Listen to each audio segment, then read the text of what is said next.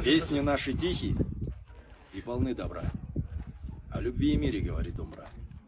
Время остудило боевой наш дух. Про былую славу не говорим мы вслух. Обескровлен, оскорблен и расколот, по земле разбросан мой родной народ. Но не может жить спокойно воин, ярмо рабов его гнетет. Мне больно видеть, как былую славу рвут на части все, кому не лень. И каждый рвет кусок себе побольше, а мы молчим и соглашаемся со всем. Так Чингисхан для всех вдруг стал монголом, татары вдруг завоеватели Руси, а русские потомками сарматов. А мы молчим, и мы спокойно спим. Сыны степей, которых звали скифы, мы гунны, что терзали Рим. Назвали нас монгол-татары, когда мы Русь сожгли и на Европу шли. Киргиз-кайсаки мы для русских стали, когда французов били при Бородино, как гнали их до самого Парижа, пока в тылу плелись российские полки. В момент тяжелый для советов, когда фашист прошел уж полстраны, сражались на передовой, рубились наши деды и жизни не жалели в бою сыны степи.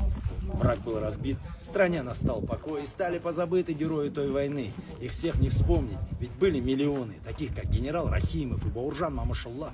Теперь уж не дрожат от страха все те, кто нам платили дань и откупались дочерьми своими, лишь только в жизни родину спасти. Казах не страшен стал для европейцев, ведь в джинсах итальянских мы уж не сыны степи. Обида, стыд и ярость разрывают печень. Казах, очнись, на жизнь свою взгляни. Казахи, уходя в поход, берут с собой пучок душистого жусана, чтоб помнить аромат земли родной в набегах на чужие страны. Теперь мужчины ходят по бутикам и пахнут, словно женщины они. Им волосы стригут теперь стилисты, им смерть страшна, и сладок этот мир. Родина, народ, щемящий болью в сердце много лет живет.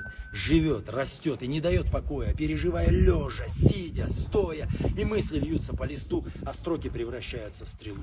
Спущу стрелу, она достигнет цели. И вспомним мы, как покоряли мир, ведь мы казахи, а я из рода Береш. Зовут меня Абулхаир.